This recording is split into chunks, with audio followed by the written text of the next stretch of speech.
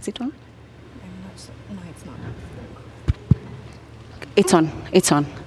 Thank you so much, Nadia, for being brave and coming forward to share some of your experiences and the police brutality that you met while you were protesting. Let's begin by you introducing yourself. Who is Nadia and why did you protest? Let's begin from there. Good morning. My name is Nadia Nthia. I am a lawyer. I am an advocate trainee at the Kenya School of Law, admitted to the Advocates Training Program 2024-2025. And I joined the movement majorly because I believed in the cause. We were fighting the system over economic policies that were set to disproportionate the common mwananchi. So that was my motivation. That was my motivation. We need a society that works for all of us. We need systems that work. So, yeah. What are some of your experience, if you can recount and tell us? What did you experience? Wow, I experienced quite a lot. I was abducted. I was abducted about 2 or so weeks ago with my partner. And according to our captors, they had been trailing me for about a week before they took me, just waiting for the order to say, okay, now you can take her. And the day before they took me, I moved out of my house temporarily. I went to stay with my partner because I believed I was going to be safe there. But they found me even there. My phone had been off for like 2 days.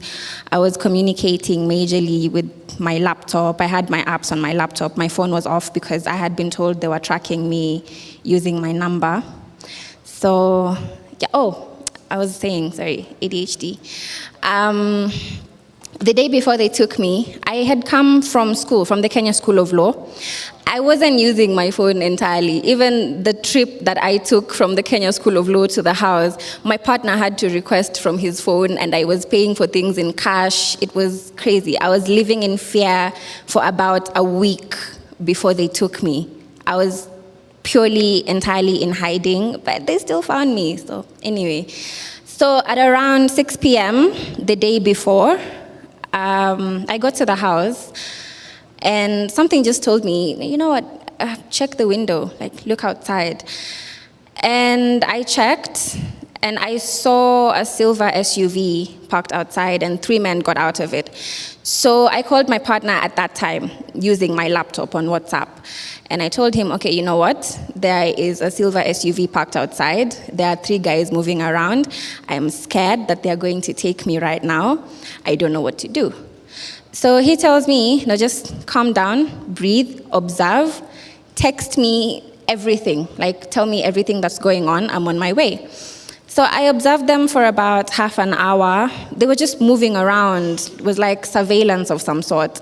So they were moving around, observing the area. I don't know what they were trying to find, really, but that went on for like half an hour. Then they left. And around the same time they were leaving, he arrived. I was so scared. I was rooted to one spot of the living room the entire time until he got there. Then I was like, oh, phews, now I can breathe. So that evening went by. It was very calm. It was peaceful. We slept. What was your emotional state at that point? My anxiety was so bad. I was having panic attacks after every couple of hours. It was insane because the day before they had taken my friend Shadrach, so I had a feeling that they were gonna come for me next, especially if they went through his phone. Yeah, so that evening went by it was calm, it was quiet, we slept. I wasn't able to sleep much during that period because, of course, nerves, anxiety. So at around 4 a.m., I hear movements outside. So I'm like, okay, maybe it's the neighbors coming, getting home from somewhere. And I brushed it off as nothing. And then they knocked. They knocked at our door, and I brushed that off as well. But the knocking got louder, and louder. And at that point, I woke him up. I was like, they're here. They've come for me. And before that, I had typed out a tweet on my laptop that I was going to send out when they came. It was like, "Wamenichukua," but I didn't even have time to send that out. Yeah, so I woke him up. I told him, there's someone at the door. So he got up. I'm scared, I'm shaken. It is so loud. They wanted to break down the door at that point. They shouted something at him in Luo, Nyerere something. He later told me it meant, open this door or we're gonna break it down. So he went to the door. I stayed in the bedroom, scared as hell. I'm still in my nightwear. I was fixed to that spot. I didn't know what to do. He went to the door, he opened it. As soon as he opened it, they put him down. Blindfolded him, tied him up, came in to look for me. They were 7 with guns as big as me. Could you tell their faces? No, I could not. They were wearing baklavas, they were masked up, so I could not see their faces at all. But I could just hear voices. It was just the voices. So they put him down, came into the bedroom looking for me. I saw their guns and, dude, I'm very short. So when I tell you their guns are as big as me, I saw them and the first thing that came to my mind was, why are they coming to get us a little girl with military-grade weapons? I'm not a terrorist. The only thing I did wrong was use my social media and my voice for a cause that I believed in, for a cause that millions of Kenyans believe in. So at that, I told you I was still in my nightwear, so they wanted to take me like that, but one of them had sense and said, no, let her get into something that's a bit warmer, more appropriate. Yeah, they didn't even want to let me dress up. They were just standing there, watching me, waiting for me to undress and give them some kind of show. They're sick people. No, but one of them, the one who had sense, yeah, the sense was constant. He told them, okay, maybe we can give her a minute to get changed. And then, yeah.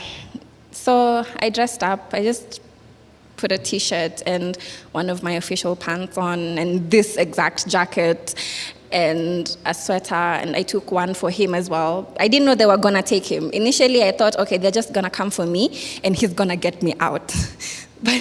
But they took him too. So I took a jacket for him and they tied us up, they blindfolded us, and we left. So it took us down the stairs. You blindfolded from the house? From the house. There were instances where they used to take off the blindfold, like if we went to the washroom, which we went to a lot. But yeah, so they took us into the car. I don't even know if we locked the house. I have no idea what happened after that. At that point in my head, I was just like, oh God, shit. Sorry for the colorful language, but that's what was going on in my head. So they put us in a car. I didn't know we were in the same car because later on I was told there were 3. So in my head, I was also thinking, okay, where did they take him? What are they going to do to him? Not my partner. Where did they take him? And then later on, I came to realize, oh, he's right here. So calm down a bit. So they put us in the car, and we drove for nearly 20 minutes, got to our destination. The entire time, these guys are hitting my head, like, usijaribu kutoa your blindfold, ukitoa utanikasirisha, and you don't want to make me mad. So they're hitting my head, and confirming, is this thing on? It was so tight, my head hurt so bad, my ears, it was crazy. So we got there, we sat in the car for about 10 minutes, and the entire time they're like, other guys came and they were like, oh, undo Nadia. Oh, you ndo ringleader. Nkasichana kadogo, haka ndo kana ringlead watu kwenda maandamano. So I'm like, at that time I'm scared. I'm like, miyaki sija ringlead mtu. Sija ringlead mtu. That's all I kept saying. And then they took us inside. It felt like a house. So they took us inside the house and put us in a room. Later I realized there were 2 beds. So my partner was in the other one and I was on the one on the right. Still blindfolded this entire time and tied up. So they left us there for a few minutes. And then I think we were handed over. The people who took us are not the same people who were interrogating us. So we were handed over from one team to another. I'd like to call other guys who are also in the room, Anesty Nyerere and Bill Simani, to also recount on their experience as well, so that we can get the conversation going and it becomes more an engagement. Thank you so much. Let's give him a round of applause, please.